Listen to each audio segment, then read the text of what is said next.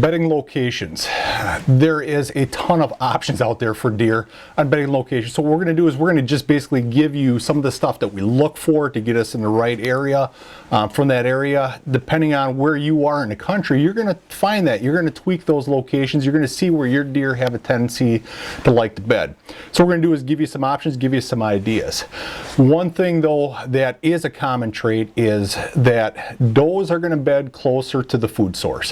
Whether you're hunting agriculture area or you're on a cutover, those does are going to be in close proximity to that food source. And they are the ones that actually control the food source. They push those bucks further back in. So when you're looking for a buck bedding area, you're going to want to look further back in away from that food source.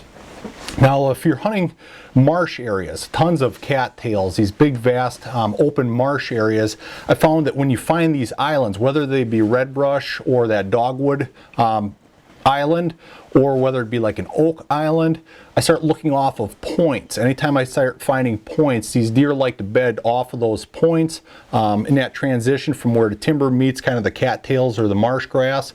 You start looking into those bays, start looking for those bedding locations in a geographical terrain, if that makes sense, where I kind of got an island, it comes down to a point. Those deer also use that as a focal point. When they're walking through this marsh grass, they can see that it's a focal point for them for travel routes. They have a tendency to bed off of those locations also.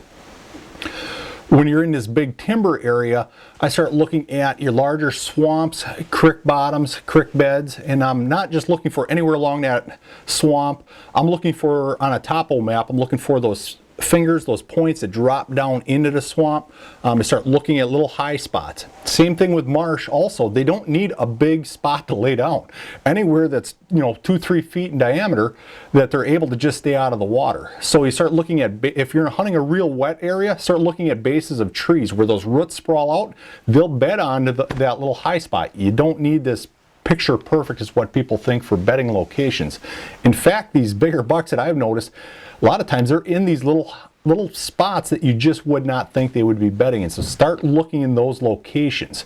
If you're hunting ridge country where you got big ridges, the bucks and the deer in general have a tendency to bed 3/4 of the way to the top. They're using thermals. So start looking up towards the top, not on the top of the ridge, 3/4 of the way up where they'll bed. There might be a shelf.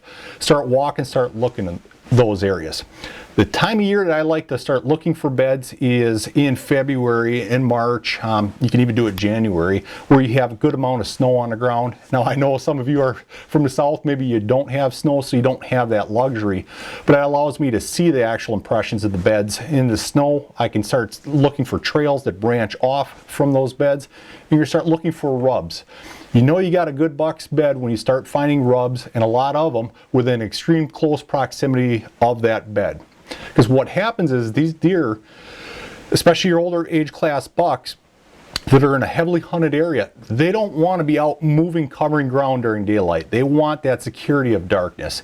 So what they'll do is they get up just before dark, sometimes even into the dark, and they're just playing a waiting game. They may move 50 yards, 100 yards tops.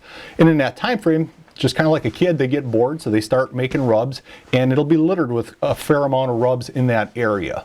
So these are just some options to start looking for. When you find them, start plotting them, put them into your phone, plug them into your GPS so that you know where these locations are at.